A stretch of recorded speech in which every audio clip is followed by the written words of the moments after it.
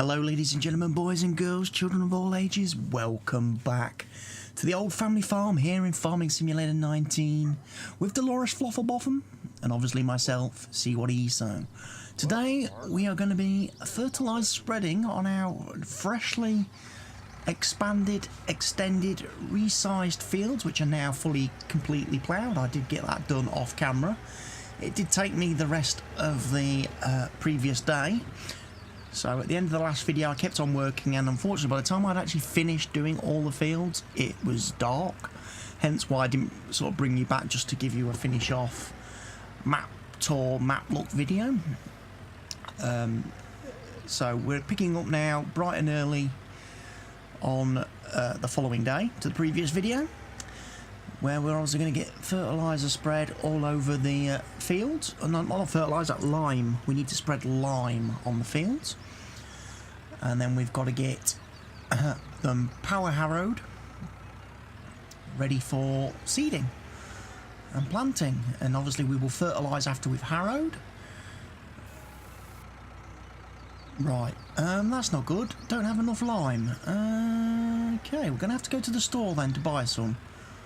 I don't have any more located around the farm, so we'll go buy a couple of bags quickly, a couple of pallets even, and we'll go get those loaded up in this. Hopefully this voucher can handle the lime spreader, but I am possibly having concerns that once it's full of lime it may be too heavy for this little tractor, despite the fact that obviously we've bought the front weights for the voucher and we've got it configured with the sort of voucher front weight system. There's a possibility that this spreader fully loaded up with lime could be too heavy. It might give us some issues in handling because it might make the front end a bit on the light side. That's probably the reason why I kept the Fiat about. Or most likely I probably did the previous lime spreading using the case or the John Deere. Because we don't necessarily need the skinny narrow wheels for lime spreading. It's only for fertilising once we have crops. I don't think I have enough lime. I'm going to have to buy some more. One pallet isn't going to be enough.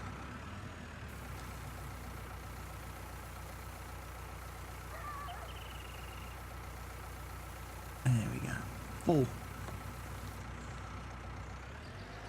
And there's a little bit left over, which we'll have to come back and pick up once we've spent some. Now, we have got the GPS mod. The guidance steering has been fitted obviously to the voucher, which is probably the reason why I wanted to use the voucher for this. So we've got the we're not going to be wasting too much lime. But yeah, I'm already noticing it's got some issues on the front steering. It's a little bit wonky.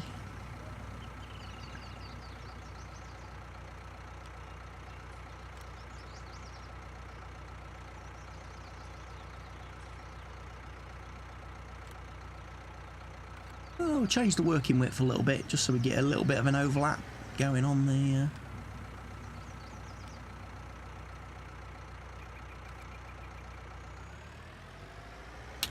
of course every time you change the course it changes the working width of the machine, so I need to go back and do that again. So auto width, increment it, 23.5. Bingo bango bongo. Right, that's not going to work for me, that course. Let's shift it. That works better, but again a bit more of a fine adjustment because I don't want to be wasting too much lime in the trees.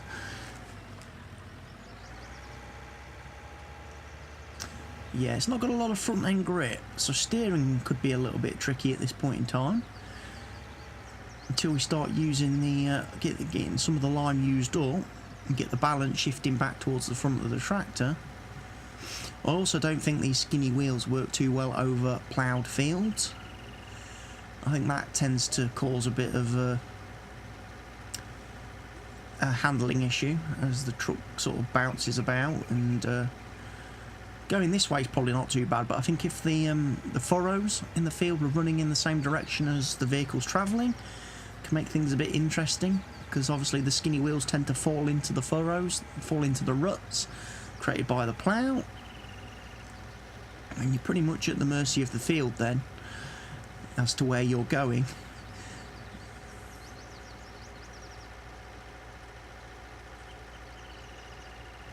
But we should be able to get the fields nicely lime spread, and it shouldn't take us too long with this machine, even with our initial issues at the moment with steering because of the weight on the rear. But once we've got this lime spread, then we move on to the harrowing, which obviously is going to take a lot longer to do because it's only 4 metres wide. So I'll probably do a cut once I've started harrowing. I'll do a little bit of harrowing, and then I'll probably cut, get it completed off camera, and bring you guys back at that stage, and then we'll have a look at what else we can do around the farm. I probably won't get seeding done today, I don't think, seeding and planting, because if the power harrowing is anything like the ploughing, it will probably take me the majority of the day to do all the fields. Although the power harrow does operate faster than the subsoiler, the plough, doesn't it? It's a little bit quicker. I still don't think I'll get onto planting and seeding today. That'll be probably something we leave for tomorrow, which will obviously then be the next video. I will probably also think about what we're going to use to do the seeding and planting, because now we've made the fields bigger, our 3 metre seeder isn't going to cut it. I don't think it's not going to meet the needs anymore. It's going to take too long to get stuff planted. Also, the fact that I would like to have the option to do corn and sunflowers again is something else. Being able to do that in the last harvest was quite fun. Made a nice change. So obviously getting a machine capable of planting those crops is high on the agenda. Have to say, not a big fan of these trees located here. I kind of wish I'd taken those out, because I could foresee them proving to be a bit of a obstacle to me in the future and going forward.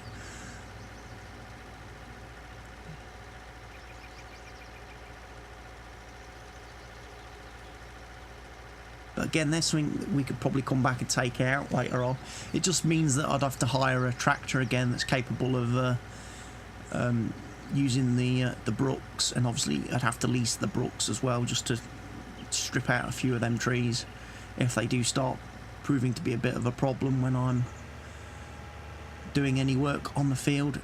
It'll probably be more noticeable when I'm seeding, maybe harvesting, where they tend to get in the way.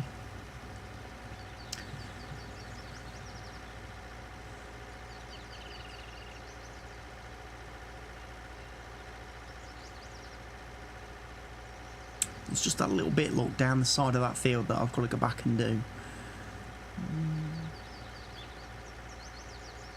We'll probably well, we're definitely going to use more lime and fertiliser because the fields are bigger, but we're probably going to waste a bit more lime and fertiliser too, because the fields aren't quite now the right size to, you know, to be covered evenly. Like I say, there's going to be a fair bit. I mean, this row here is probably perfect size. There's not too much wastage, but obviously when we do that tiny little strip down the edge of field 6 in a second, we're going to be wasting a lot of lime. Yeah, wasting a lot of lime down here. We're mostly doing the driveway and the back garden of the house and our entrance to the horse area. Yeah, so that's not ideal.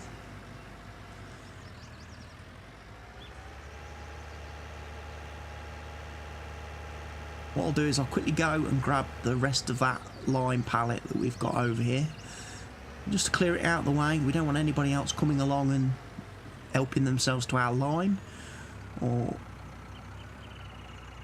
Although, to be honest, I'm just realising now I probably didn't need to buy pallets of lime, because there's a lime refill station right there I could have used, which was probably actually cheaper it would have been cheaper to have got the lime from the silo, wouldn't it? Because in bulk it's a lot cheaper than in pallet form. See, Delores is just so excited. She's deliriously excited about the prospect of farming these new fields, these bigger fields, that she's just not really, you know, concentrating on the pennies at the minute. She's not thinking about saving pennies. She just wants to get on, get these fields done, and start reaping the benefits of them in terms of crop and the next harvest.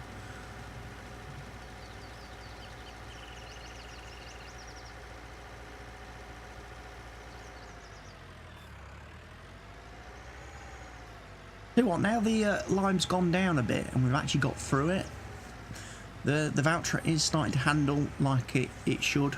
It's handling properly again now. So yeah, it was just originally the weight. When the spreader's full, it's too heavy for this tractor. So in future, for future reference, we will do the lime spreading when needed with a bigger tractor, probably one of the John Deeres.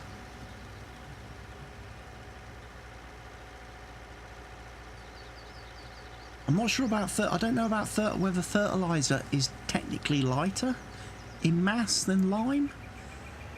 Whether we'd get away with using this for fertiliser spreading, or whether we would be better off just sticking to the spray on growing crops. Spray's probably better, I would think. It's probably got a better absorption rate by the plants when they're growing. And I think the spray machine is probably wider than the fertiliser spreader. I don't know, actually. I don't know if that's correct on that little sprayer that we've got. It might be about the same width. It might be the same width, 24 metres.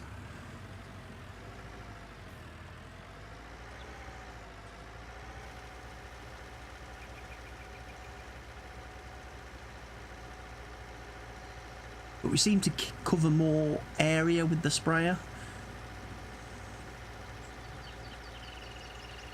With a smaller tank size, it only holds, what is it, 1,000 litres or a couple of thousand litres, but we seem to cover more of the field with that than we do the solid stuff.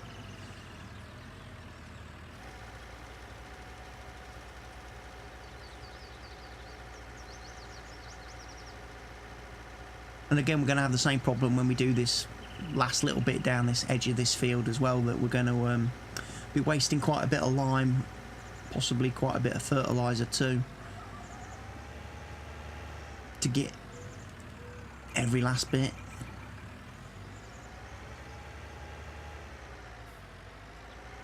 Again, we're pretty much just spreading all over the path.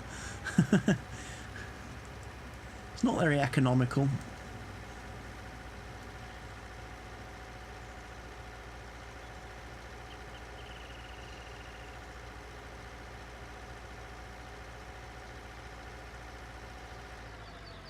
Right, so that's the lime spreading done. I'll go and empty the lime spreader, and then I'll put the spreader back in the shed out of the way, and then we'll get one of the bigger tractors to come grab the power harrow. We're getting a nice collection of eggs there, look, ready. The egg pallets are getting quite full.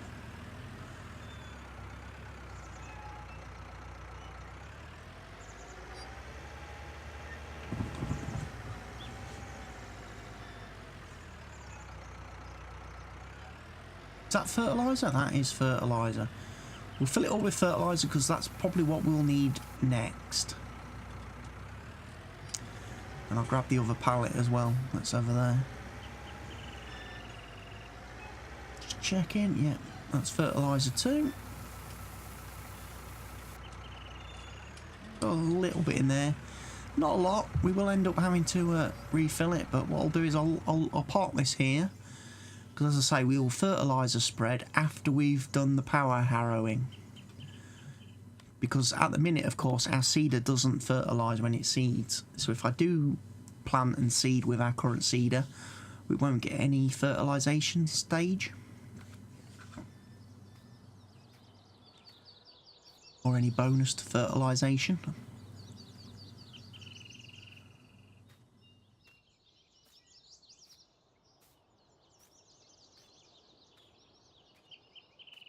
And again, that's probably something I will look at changing if we get a new planter stroke seeder. So we'll grab the big 6M. This thing's done a lot of work. It's starting to rack up the hours on this very quickly.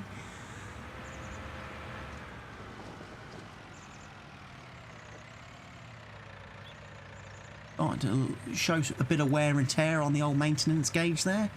Probably going to need some repair work on it soon. I've had to refuel it recently as well, so we've got through diesel quite quickly on it. Right, so we've got the power harrow.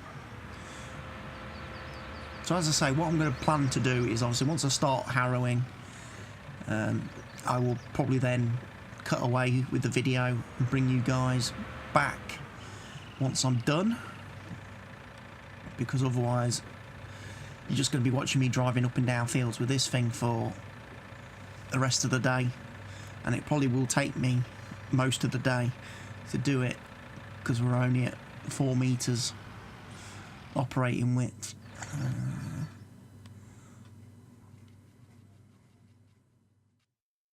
It's 4 meters, isn't it? Yes.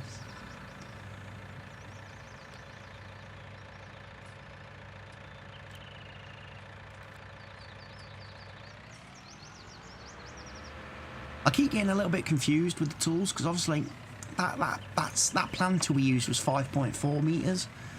Yeah, there's no other tools in the game that's that width, which is a bit weird because I keep thinking, oh, I'd like a power harrow and a subsoiler that's the same width as the seeder, and you can't get one. There isn't one that big.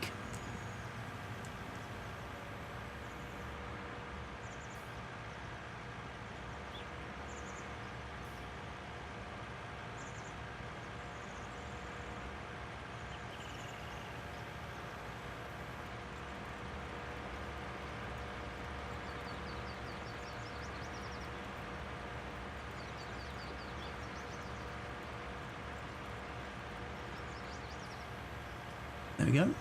Lovely, lovely, lovely little power harrowing being done. Delores is getting pretty good at power harrowing. She quite likes it.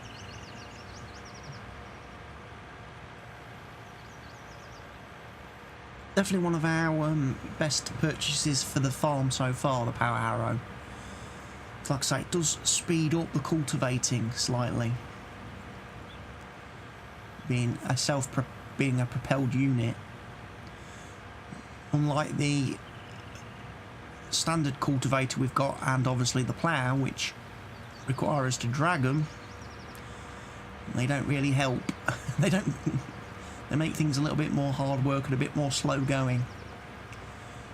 With this power harrow we can get through things quite quickly.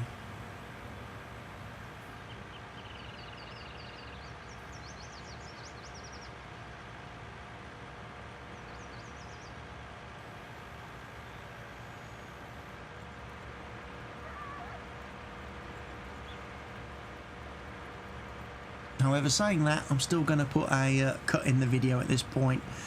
So I'm going to carry on, do the power harrowing, get it all done, and then I'll bring you guys back once we're done with the power harrowing and we're ready to do the next stage of operation.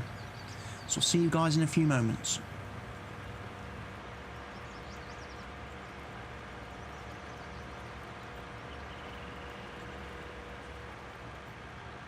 Okay, welcome back everybody. I'm just finishing off the power harrowing, and that's done. That's field 5 now power harrowed and completed.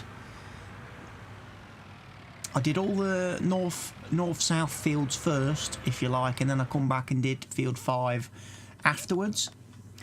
But I noticed I made a bit of a discovery. You see this area on the map here, next to field 3, where we've just had wild grass growing? I assume that was just basically in a blank area on the map, just for wild grass to grow that we could, in time, if we had a mower, use to gather up some wild grass, because obviously there's nothing else showing on the map there, there's nothing showing on the PDA. However, I made a bit of a discovery when I was cruising about with a power harrow, when I kind of overran a bit from field 7, that this is actually a field over here. The area where the wild grass has been growing is actually a field, although it's not indicated on the map in the PDA. It's an actual field that we can actually plant crops on. This whole time I've been doing this series and all the previous episodes, I did not realise that that was actually a field, because it's not numbered.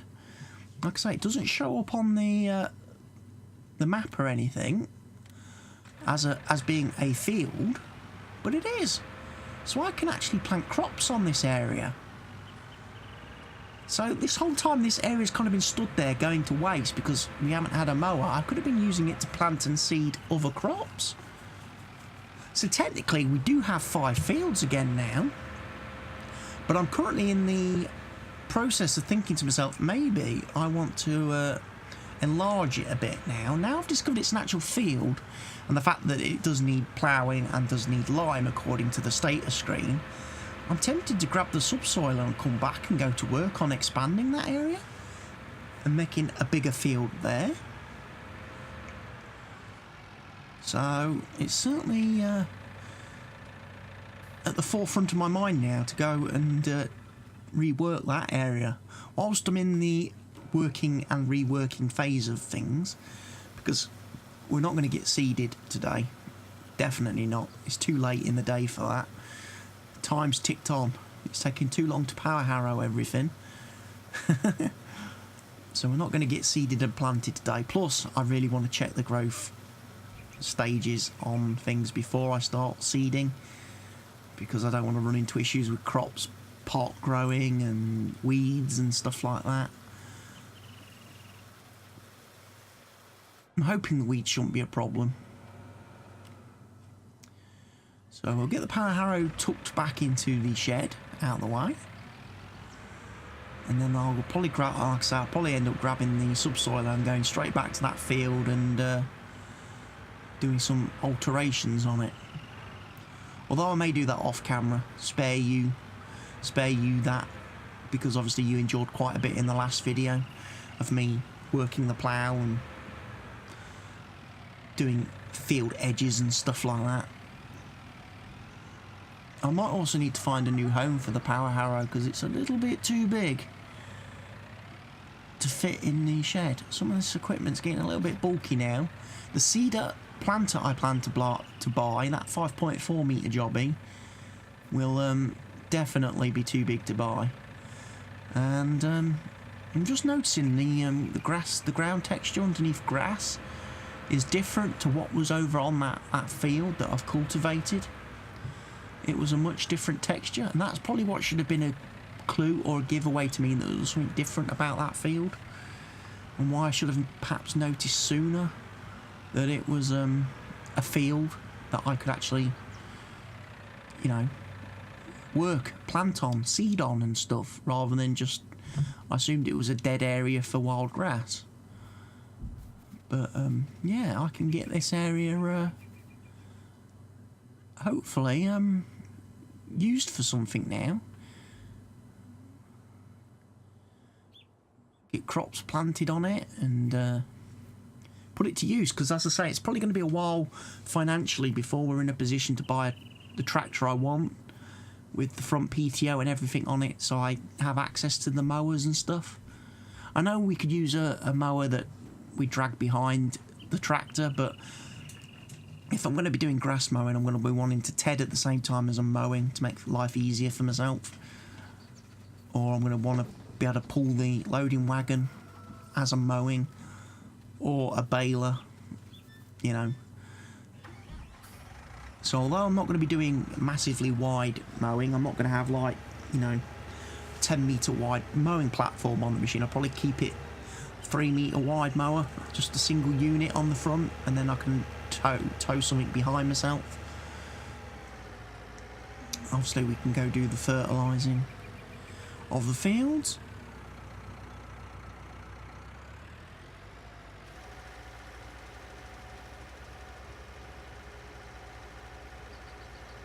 Now the dry fertiliser definitely has a wider width than the lime. The machine's able to throw the fertiliser over a much wider area. I think that's sometimes where I get confused on the working widths of the spreaders and that, between the spreaders and sprayers.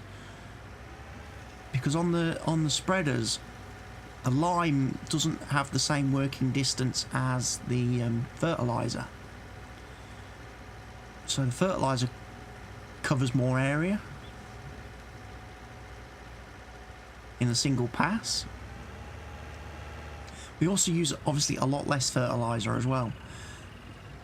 So I probably get away using a fertiliser on the Valtra because we don't need as much of it in the machine to fertilise all the fields.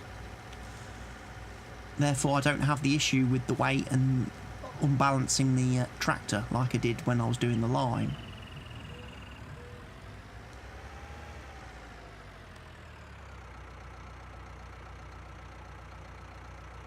Change the course again. Width, yeah, that's fine, 24 metres. Won't bother adjusting the course for that little bit of an overlap we've got down there.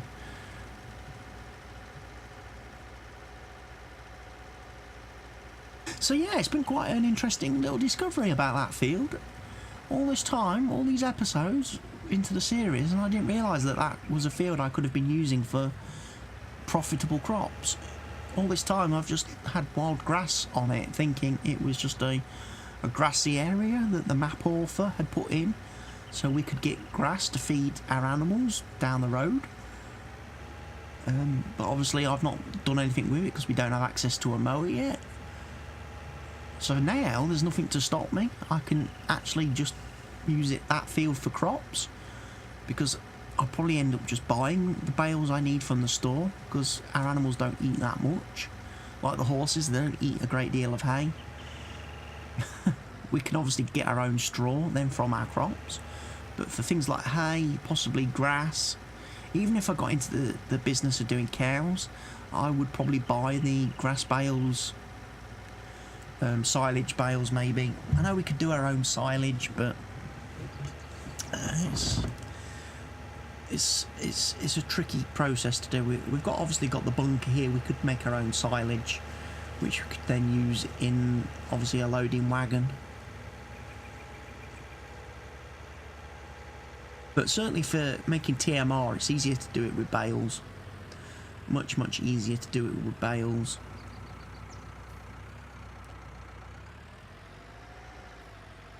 I could probably just use the bunker there just for making loose silage, because obviously the cows do need some loose silage in their food pens.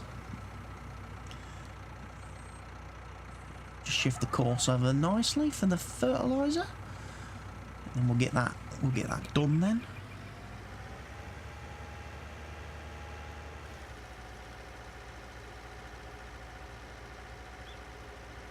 I should be able to do all these fields without needing to refill.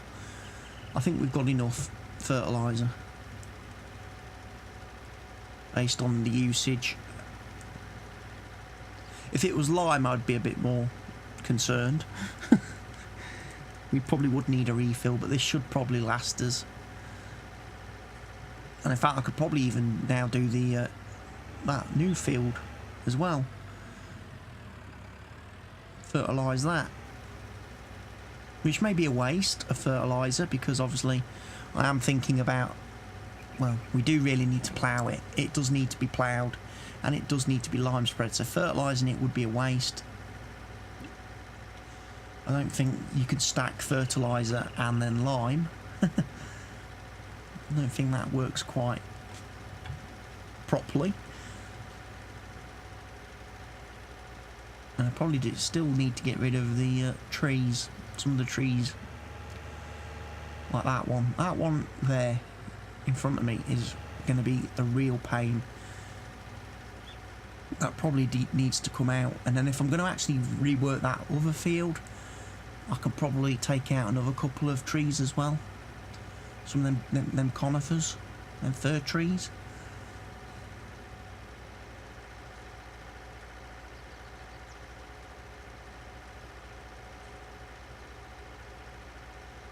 Ooh, so many possibilities of things I could do now. Things to play around with. My creative brain is thinking now. Excuse me.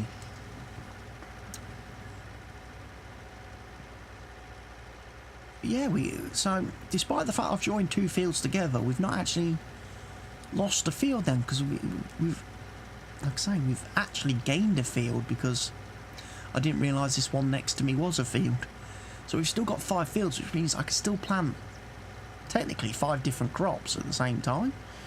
I know I've not done that in the past. We've tended to grow probably only 2 different crop types.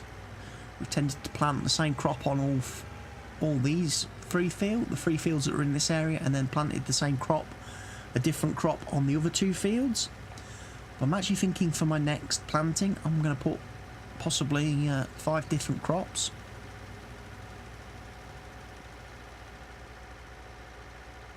Maybe do a wheat, barley, oats, canola, soybean run. Do all 5 grass types, if you like.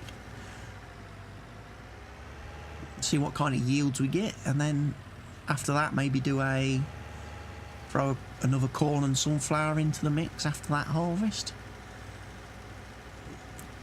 The only problem with doing the corn and sunflower is after you've done that you do need to plough and lime spread again, don't you? So if we do corn and sunflower too frequently, it costs us time, because we end up having to spend more time ploughing and lime spreading, which obviously puts more wear and tear on the machinery than we need to, and also costs us in terms of buying lime. Whereas, like you say, doing the traditional 5 crops, I can get, you know, free harvest out of every field before I need to worry about ploughing and lime spreading.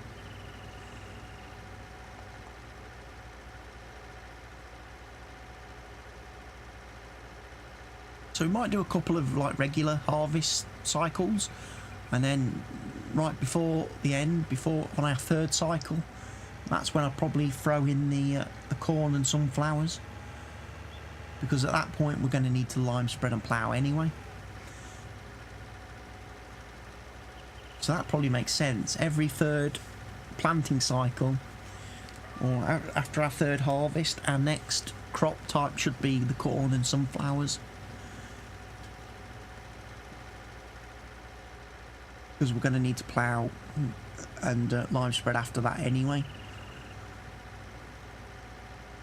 It certainly doesn't, like I say, doesn't make economical sense to do, like, say, corn and sunflowers now, for example, because we've only just ploughed and lime spread. It would be far too soon to do it again.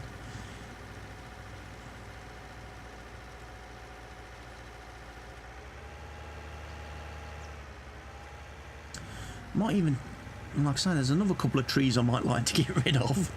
Keep crashing into things.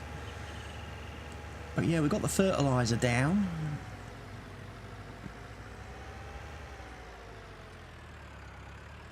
I wondered why there was that weird texture on the field there. I think we've got... It's odd in a way that in some places of the field we've actually got like 2-stage fertilisation already, which seems a bit weird. Not sure quite how we've managed to get 2-stage fertilisation already, but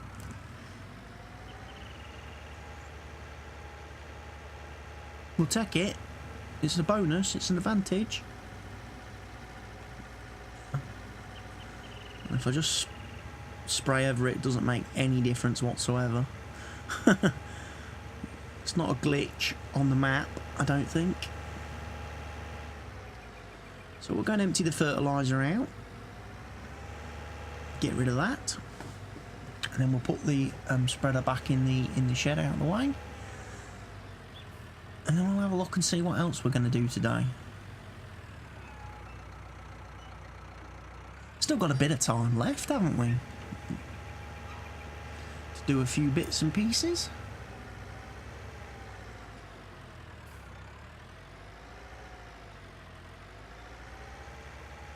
But at least we know in the morning we're ready to start a new planting cycle.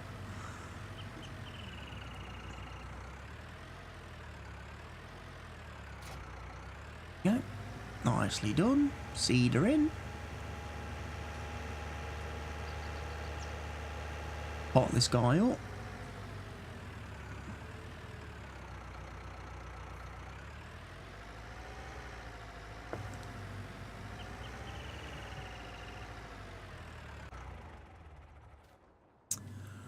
Right, what's next? Just trying to think. What could I do next? Let's take this guy. Go grab the front loader. And let's go get ourselves some pallet forks, shall we? So we can move those egg pallets. Get those egg pallets moved down to the store and see if we sell them. See how that works. Because I've not sold eggs in pallet form before, and it's as I say, it's my first time using this egg pallet replacer mod thing that replaces the boxes with pallets that spawn at the chickens. I've used obviously the reusable pallet mod. I've used that for wool with sheep on my Estancia series, but I've not used any kind of pallets with chickens before, so this is the first test. Like I say, this is testing the egg pallet replacer mod, not to be confused with the purchasable pallet mod. They are two separate mods that do two different things.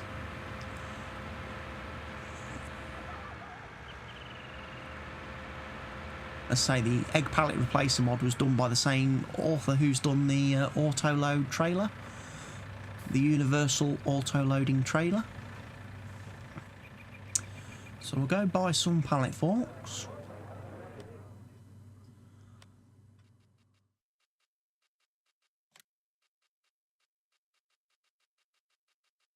Don't think we've got any John Deere ones, sadly. I think we've got to go for the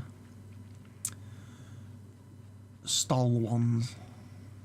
I think we can change the colour on the Stoll ones though. So we'll make them black to match the this particular tractor. I was going to do them in John Deere green then, that would have been a mistake, wouldn't it? Because this tractor's not green.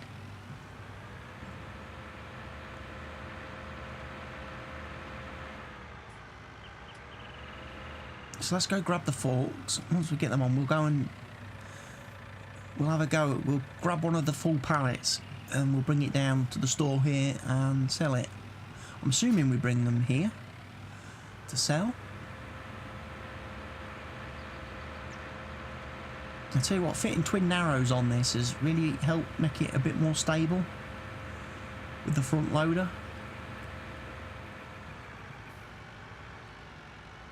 I haven't tested it with crop destruction yet, and I'm a bit reluctant to drive it into a field with crop on it to see if they do actually function as narrow wheels properly. I'm sure Stevie's got it spot on. He's usually pretty good with his mods, getting all the kinks and finer details worked out. As I'm recording this video today on Sunday the 24th of February, he's actually released his Fenton Forest map to the full public release of it. It's no longer a beta version, it's the full map release. It's available to download from his website, or should I say his Facebook page stroke website, and that's the only place I would recommend ever downloading any of Stevie's mods. Don't download them from the various mod sites out there, because they are stealing his mods and re-uploading them without his permission, and also they tend to have a nasty habit of editing and tweaking things in his mods, which are obviously not supported by Stevie or authorised by Stevie. And some of the people doing the editing and alteration of the mods aren't very skilled and actually tend to create more problems than they're trying to fix or resolve or correct. So definitely error on the side of caution. Always head to Stevie's site to download the mods directly. And I love how that pallet sold. Oh, that is so much easier than dealing with them silly little boxes on their own. Honestly, why Giants didn't put a pallet system in for the chickens in the base game, I don't know. It's such a ridiculous thing.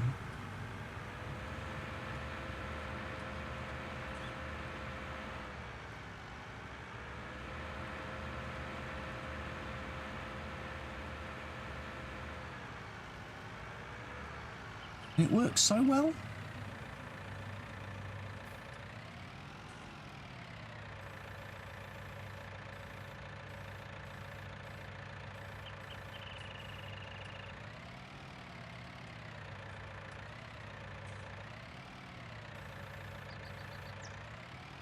We'll pick that one up.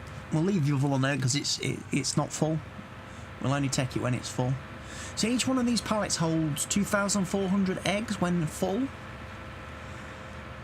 So all 4 pallets on that trigger zone would equate and equal the largest purchasable reusable pallet you can get in the store.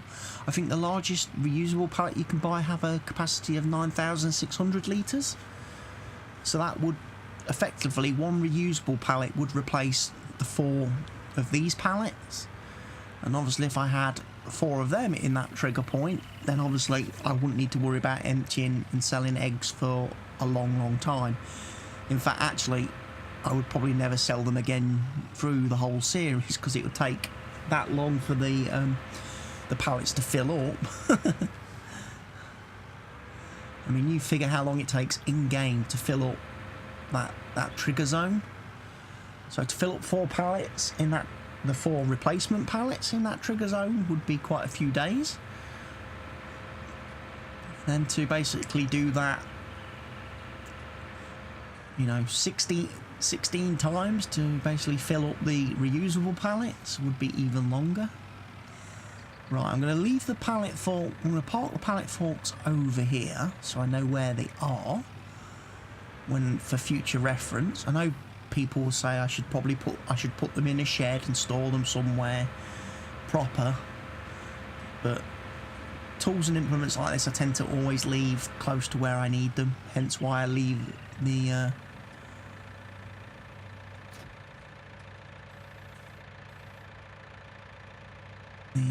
front loader and bale spikes.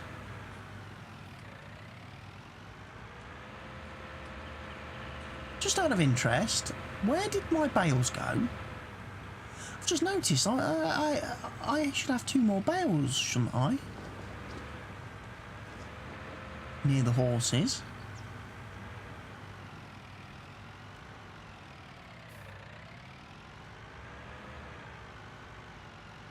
Sure, I had 2 spare left over after I last fed them. They've disappeared. Did they despawn after a period? I'll have to check that next time I buy bales, because I definitely appear to be missing 2 hay bales.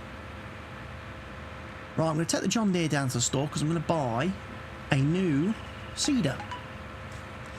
Now, obviously when we did the last harvest, we did the corn and sunflowers, and to do that I leased that Kun planter, that 5.4 metre planter, which I felt was really good, really useful. And I said it was such a shame that they didn't do one for seed for the normal crops in the game.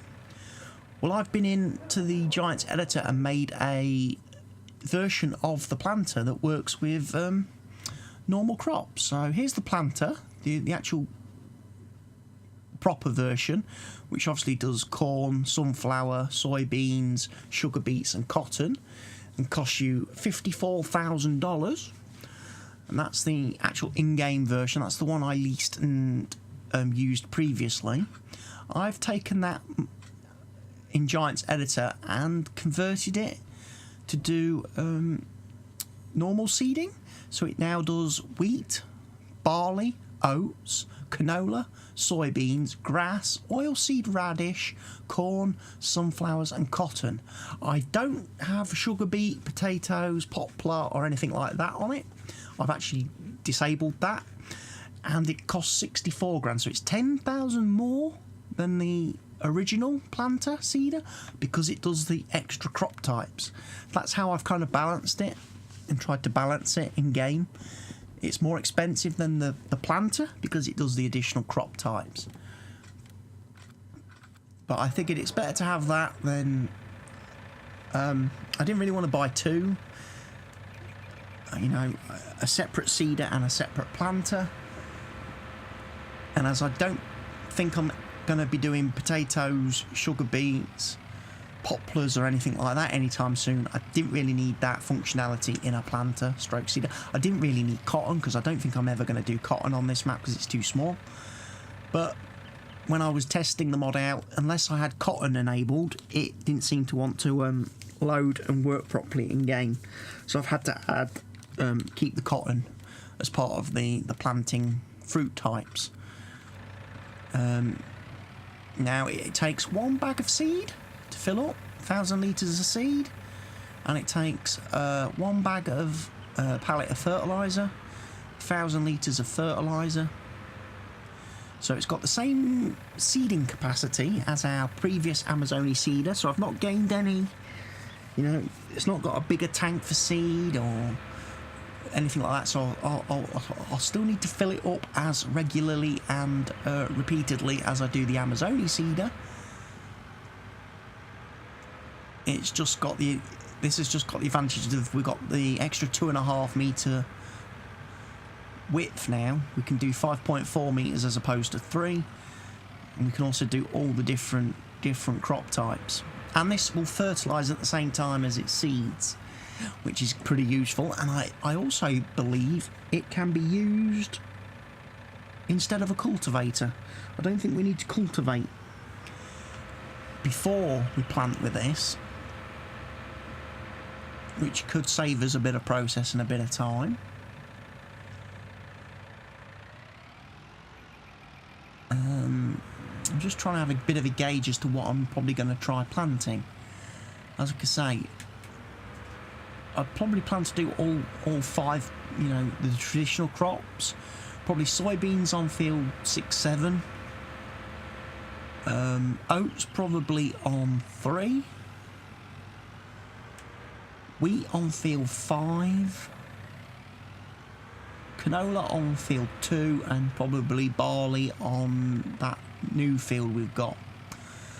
So I'll park the tractor here anyway, get in, and then I know tomorrow when we awaken and we start our new day, I'll know exactly what I've got planned, because I'll see the planter on the back of the tractor and I'll think to myself, we need to be seeding. And that's about it. So for now, from me and Delores here on the old family farm, I'm going to say goodbye. Please go ahead, click that like button, leave your comments, questions, suggestions and feedback in the section down below. And of course, if you're not already doing so, go ahead, press that subscribe button. I'll be back with another upload very soon. Goodbye for now.